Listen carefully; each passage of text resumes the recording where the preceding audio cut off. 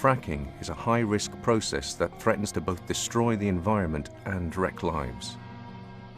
Hydraulic fracturing, or fracking, is a decades-old technology that unlocks oil and natural gas from deep shale formations. This technology is now often combined with horizontal drilling, another component of oil and natural gas development that has also been used for many years.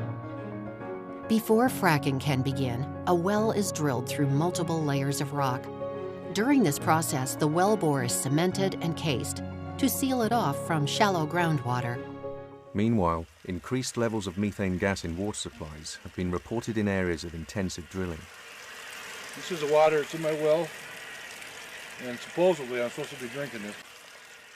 This drilling process is highly regulated and ensures the protection of groundwater supplies and the safe development of underground energy resources.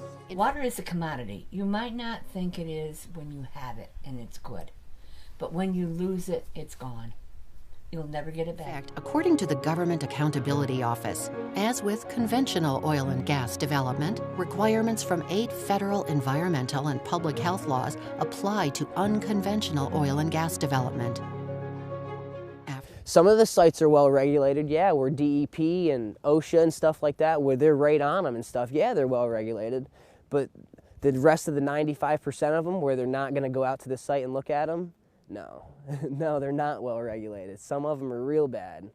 I've seen chemicals come out of the side, literally the side. It looked like the mountain was bleeding. It looks like a plateau. They had the pad here, and they have like the barrier fence around it, and there was just like this red, nasty water just coming, just oozing out the side of the mountain, just the side of the hill.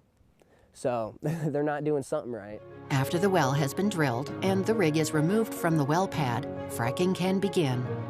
To start, a series of small charges are set off along a portion of the lateral part of the well bore, creating small fissures in the shale. Then, a fluid mixture is pumped down into the formation at pressure to open up additional cracks, or fractures, in the shale. These are thin, hairline fissures that are typically no longer than a few hundred feet. The fluid is more than 99% water and sand. None of those chemicals are potable.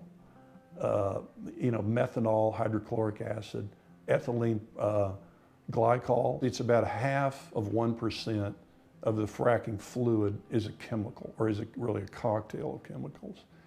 But do the math on that. That means that's 5,000 gallons per well is chemicals, or toxic chemicals that goes in. So if there's 8 wells per pad site, that's 40,000 gallons of toxic chemicals. Once the well is completed, production can continue for many years, even decades.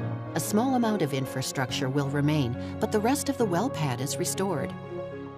Over 90% of all wells in the United States use hydraulic fracturing. Without this technology, the enormous amounts of oil and clean-burning natural gas currently being produced in the United States and the benefits this energy provides would remain trapped in these tight, impermeable shale formations. So there's anecdotal evidence that these frac fluids will leach uranium out of these shale deposits. There's also radon in these shale deposits. So in addition to the fracking fluid, which we know is toxic, the frac flowback leaches radium out of the shale. The radium is carcinogenic, and that's something that's being introduced to the surface in a spill that wasn't there before.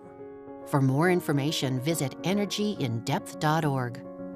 It's the cost benefit of BS, of PR, of ads, and payoffs to politicians is extraordinary. The return on investment of paying off a politician, running an ad, discrediting critics, it's one of the best investments that the industry can make.